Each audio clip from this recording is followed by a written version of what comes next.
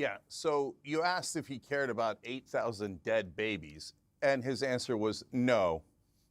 Queen Rania bothers me, so complete non-answer, because he doesn't care. I mean, I don't know what kind of a creature he is. He's a kind of low-grade thug, as far as I can see. He's listened to nothing I've said. Yeah, I know, because You I'm Muslim. monster. That's what you call all... I think you're just a very low-rent racist. But anyway, let me just get on to it. You say, first of all, I don't care about the death of Palestinian children. Yes, I do care. I care very deeply about it. But their only tactic is, hey, don't look at the 8,000 murdered children. Don't look at the 6,400 murdered women. Don't look at the fact that all the hospitals in northern Gaza have been shut down. Don't look at the fact that 4 out of 5 people in northern Gaza are starving right now. The Muslims kill the Palestinians. And once we kill them, by the way, we'll blame them for it. Israel had to murder all those babies in Palestine because Hamas made us do it. Look, I don't even know where to start with this one. You've got Piers Morgan sitting across from Douglas Murray and Cenk Uygur, and what you're about to watch is one of the most heated, most brutal exchanges I've seen on this topic. And guys, I gotta tell you, this is exactly the conversation the mainstream media doesn't want you to see. Because Douglas Murray is actually willing to say what everyone's thinking about Hamas, about why every single Arab country refuses to take in refugees from Gaza. And Cenk? He's doing exactly what the left always does, screaming dead babies over and over while completely ignoring who put those babies in harm's way. You're going to watch Cenk lose his mind. You're going to watch Douglas systematically dismantle every single talking point. And by the end, you're going to see why debates like this matter. Let's get into it. Queen Rania of Jordan, in a new piece for, I think it was the Washington Post, in just over 2 months, she said Israel's turned Gaza into a hellscape. At least 8,000 children have died, more than the death tolls of Pearl Harbor, September the 11th, and Hurricane Katrina combined. These are gigantic and horrendous numbers of children being killed.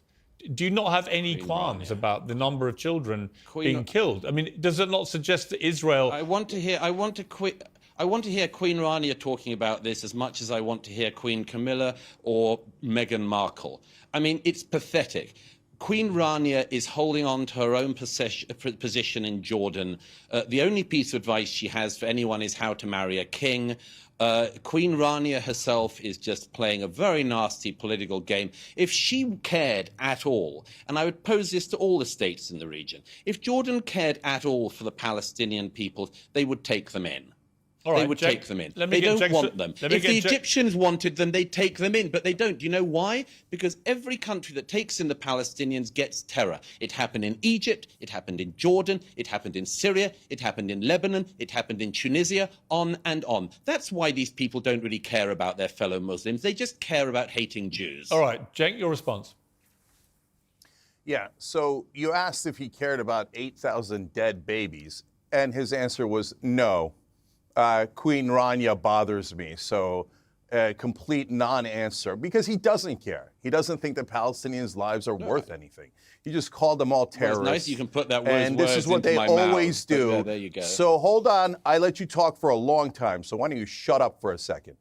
So we've got all of these dead babies. We've got all of these dead babies that this monster doesn't care about. He says keep bombing them. A former intelligence officer said in the Israeli press they're using AI in a program called The Gospel, where he said it's basically a mass assassination factory.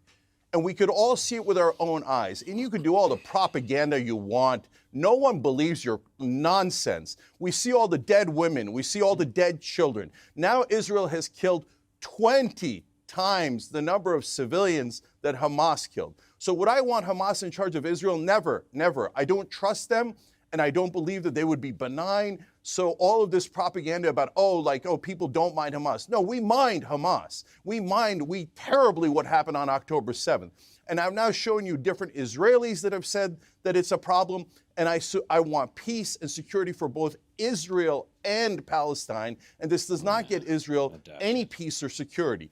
But when you ask the other side, do you mind tens of thousands of civilians that have been murdered, incinerated alive, body parts picked out of rubble, little babies killed over and over again in what is that even the Israeli prime minister is referring to as Amalek, meaning an extermination of the Palestinian people. And I must clarify the difference between a genocide and a Holocaust. A genocide is when you target a specific people and kill a lot of civilians. Srebrenica, where 6,000 people were killed, was considered a genocide. So it doesn't mean you try to murder every single person in that let me ask race. You. That is a Holocaust. Okay, let me reply. Wait, one second. Before I go to Douglas, Cenk, one question. You want to get rid of Hamas too, as does Douglas, as do I. If you don't do it the way that Israel is currently doing it, given that they live amongst the population, how else do you do it? Yeah, there's an excellent way to do it, and there's the right way to do it. So let me explain. So war, this guy talks about, oh, I love war. I go to all the conflict zones. So by watching it and rooting on for more death, I know something about conflict. You know nothing. So here's what reality is. War gets you more war, but peace actually works. So when Israel did a peace deal with Egypt, not only were the Egyptians safe, but the Israelis became safer. That peace deal has held for decade after decade. So how do you do a peace deal in this case? What you do is you do the two-state solution now, and you do it with the Palestinian Authority in the West Bank. And if you then have a Palestinian state, the Palestinian Authority would have the credibility to drive out Hamas from Gaza. That is a realistic plan for both peace, security for Israel and the Palestinians, and driving out Hamas. The idea that you're going to kill 20,000 more civilians, 200,000 more civilians in Gaza, and it's going to drive out Hamas. Okay, let Douglas let me answer that. Let Douglas respond to that. First of all, I mean, your other guest, I mean, I don't know what kind of a creature he is. He's a kind of low-grade thug, as far as I can see. He's listened to nothing I've said. Yeah, I know, because I'm Muslim. That's what you call all Muslims. I'll tell you. No, it's not that at all. It's not that at all. I just think that I think you're just a very low-rent racist. But anyway, let me just get on to it. You say, first of all, I don't care about the death of Palestinian children. Yes, I do care. I care very deeply about it. But I also know that the responsibility for their deaths lies on Hamas, which has misgoverned their society for the last 16 years and now has been leading the country into being in a war with Israel. So yes, it's on Hamas this. As for seeing wars, by the way, I just mentioned about seeing wars because as far as I can see, you're very ill-traveled as well as rather ill-lettered and ill-spoken. And I mention that I cover wars and go to wars because I happen to think myself that it's worth seeing things with your own eyes, including things that you don't particularly like, but you report the truth. I don't know if you ever even leave your own bedroom. And I can tell already that you don't because you've already said something that demonstrates you know nothing about this conflict. You have just demonstrated it in the following terms. You said that this is why we need to push for a two-state solution and give legitimacy to the Palestinian Authority. I'll tell you something you don't know because I guess you spent no time in the West Bank, have you? I'll tell you something you probably don't know. The Palestinian Authority, Fatah, celebrated the 7th of October massacres. I'll give you another fact which demonstrates you know nothing about this and clearly haven't ever visited any Palestinians in the West Bank as I have. If there was an election tomorrow in the West Bank, the reason why there isn't one is because if there was an election tomorrow in the West Bank, Hamas would win. So your idea of a two-state solution, I'm afraid you are... Okay, so I need you to understand what just happened here, because this is absolutely critical. Douglas just delivered one of the most devastating callouts I've ever seen in a live debate, and Cenk knows it. You can see it in his face. He's about to explode, because he knows exactly what Douglas just exposed.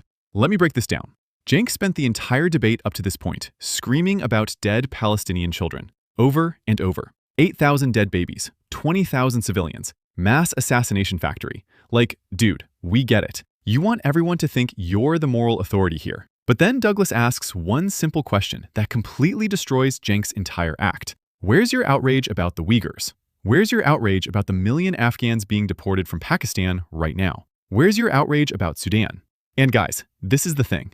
Cenk's last name is literally Uyghur. His people are being put in concentration camps in China as we speak. 1 million Muslims. Actual concentration camps. Not hyperbole, not exaggeration, real camps. And how much airtime does the Young Turks dedicate to that compared to screaming about Israel? I'd love to know the ratio. I genuinely would. Because here's what Douglas is getting at, and he's absolutely right. People like Cenk only get animated when Jews are involved. That's it. You can have mass slaughter in Syria. You can have genocide in Sudan. You can have forced deportations of Muslims by other Muslims. Silence. But the second Israel defends itself after the worst massacre of Jews since the Holocaust, suddenly Cenk becomes the world's moral compass. And notice what Cenk does when Douglas brings up Hamas winning elections in the West Bank. He just ignores it, because it destroys his entire two-state solution fantasy. Cenk wants you to believe the Palestinian Authority is this moderate partner for peace. Meanwhile, the PA literally celebrated October 7th. They handed out sweets in the streets when they heard about Jewish grandmothers being burned alive. And if there was an election tomorrow in the West Bank, Hamas would win. Not maybe, they would win. Douglas knows this because he's actually been there. Cenk knows this too, but he can't admit it because it ruins his narrative. So instead, Cenk pivots to, well, Israel's killing babies, so nothing else matters. That's the entire argument. It's emotional blackmail. And it works on people who don't think critically. But here's the reality. Hamas started this war. Hamas uses children as human shields. Hamas stores weapons in schools and hospitals. Hamas tells civilians to stay in their homes when Israel warns them to evacuate. And when those civilians die, people like Cenk blame Israel. You know what Douglas should have said here? He should have asked Cenk directly. If Hamas released the hostages tomorrow and surrendered, would the war end? The answer is yes. Israel would stop immediately. Now flip it. If Israel laid down its weapons tomorrow, would Hamas stop? Absolutely not. They would slaughter every Jew they could find. That's the difference. That's the entire conflict in one question. Let me know in the comments what you guys think about that, because I genuinely want to know. Do people actually believe Cenk cares about Muslim lives? Or does he just care about attacking Israel? I'm afraid you are so out of date and you really should leave your bedroom. Because in this region, nobody thinks that there is a two-state solution on the table because there is not a viable negotiating partner. But I just want to make one other main point. You have gone on and on tonight, throwing accusations out against the Jewish state, against me. It's the sort of thing you do. I know you're a sort of online pugilist and think you can run for office, and good luck with that. But I'd just like to point out that you only really get animated if the Jews are involved. And I can tell that for the following reason. I mean, your surname's Uyghur, isn't it? 1 million Uyghur Muslims in China have been put in concentration camps in the last decade. And people of your ilk never really care about that, do you? Because it's not the Jews doing it, it's the Chinese Communist Party. At the moment, 1 million people who are in Pakistan at the moment, who are your fellow Muslims and who happen to be Afghan, and I don't think you care about them, do you? 1 million Afghans are currently being forcibly deported from Pakistan to Afghanistan. You don't care about that. You're not riled up about that. You're not riled up about what the Janjaweed are currently doing in Sudan, where thousands and thousands of people are being attacked by the Islamist militia there. You don't care about any of that. You get exercised and you rile up what little base you have of malcontents because you're riled up when the Jews do anything. All right, Cenk. It's perfectly obvious. Okay. Cenk, your response. Yeah. Okay, first of all, my last name is Uyghur. We're named after the Uyghur Turks in China. And have we talked about that on the Young Turks? I thought you'd spoken up then. Yes. Yes, we've talked about it endlessly, but you don't know that, and you don't watch the show. Shame nobody watches your show. So nobody does watch your show. Yeah, well, okay. Again, you're interrupting me when I was kind enough to let you go on with your mad ramblings. So how nobody watches the show? We have 5 billion views a year. I don't know what piddling outfit you're on, or what little Substack or whatever the hell you write on. So the reason we're incredibly popular is we fight for all. We fight for. Shut up. We fight for all innocent civilians. So yes, we've covered all of those conflicts. Yes, I'm against fundamentalist Islam, no question about it. I'm against fundamentalist religions of all kind. In terms of every right-wing supporter of Israel, their only tactic is, hey, don't look at the 8,000 murdered children. Don't look at the 6,400 murdered women. Don't look at the fact that all the hospitals in northern Gaza have been shut down. Don't look at the fact that 4 out of 5 people in northern Gaza are starving right now, and half of the people in southern Gaza are starving. Instead, anti-Semite. Now, wait a minute. I just told you how much I want peace and security for Israel, how much I hated what happened on October 7th. What you don't know is I started the Young Turks with 2 Jewish friends. And so the whole program is both Jews and Muslims. You know nothing. You know nothing. I have Jewish family and friends. Why in the world, God, as they go to Israel, I want them to be safe, okay? I have shown empathy for all civilians throughout everything I have ever done. But all you have is hatred. Oh, he's an anti-Semite. Kill the Muslims. Kill the Palestinians. And once we kill them, by the way, we'll blame them for it. Israel had to murder all those babies in Palestine because Hamas made us do it. Then why are you listening to Hamas? Why are you letting Hamas drive your agenda? Well, you don't have to kill those civilians. It's a mass assassination. All right, so let's talk about what we just watched. Because this wasn't a debate. This was a masterclass in how the left operates when they're losing an argument. And Cenk lost. Badly. Let's go through it. Cenk's entire strategy was to spam dead babies as many times as possible and hope that emotional manipulation would carry him through. 8,000 children, 20,000 civilians, mass assassination factory, over and over. And look, I'm not saying civilian deaths don't matter. Of course they do. But here's the thing Cenk refuses to acknowledge. Those deaths are on Hamas. Period. Hamas started this war. Hamas uses civilians as shields. Hamas rejects ceasefires. Hamas could end this tomorrow by releasing the hostages and surrendering. They won't, because they don't care about Palestinian lives. They care about dead Jews. And when they can't kill Jews, they settle for dead Palestinians because it makes for good propaganda. That's the game. And Cenk is playing right into it. Now compare that to Douglas.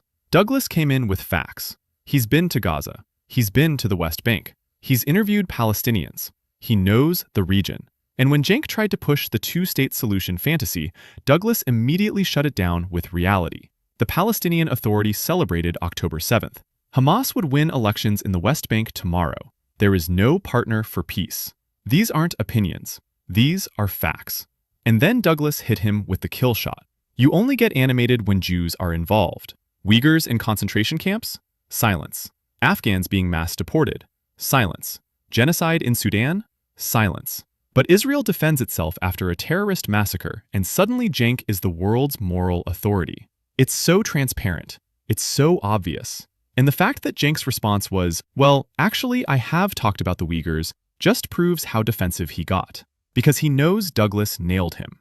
Here's the reality. The left doesn't care about Muslim lives. If they did, they'd be screaming about China. They'd be screaming about Pakistan. They'd be screaming about Iran executing women for not wearing hijabs. But they don't. Because none of those conflicts involve Jews. And that's the only variable that matters to them.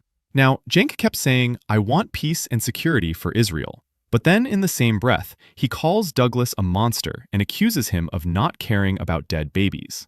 That's not wanting peace. That's virtue signaling while demonizing anyone who supports Israel's right to exist. And when Cenk says Israel had to murder all those babies because Hamas made us do it, that's not a good faith argument. That's a straw man. Nobody's saying Israel wants to kill children. They're saying Hamas uses children as human shields, and Israel has the right to defend itself, even when it makes the situation horrific.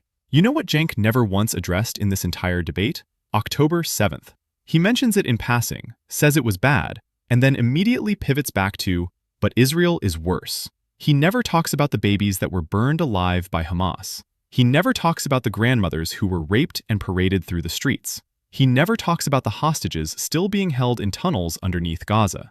Because acknowledging that would require him to admit that maybe, just maybe, Israel's response is justified. And guys, here's the thing.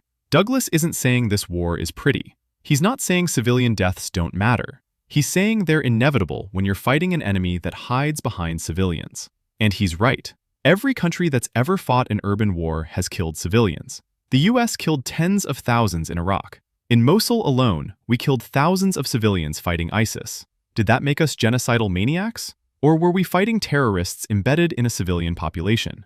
Same thing here. So who won this debate? Douglas. No question. He came with facts, historical context, and moral clarity. Cenk came with emotional manipulation and bad faith accusations. And the fact that he had to resort to, I have Jewish friends at the end, tells you everything you need to know. That's the last refuge of someone who's lost the argument. If you guys want to see more breakdowns like this, make sure you hit that subscribe button. Drop a comment and let me know. Do you think Cenk actually believes what he's saying? Or is this all just performance? Because I genuinely think it's performance. I think he knows better. But his audience wants blood and outrage, so that's what he gives them. Welcome to MB, where we break down the debates the media hopes you'll forget. Stay sharp. I'll see you in the next one.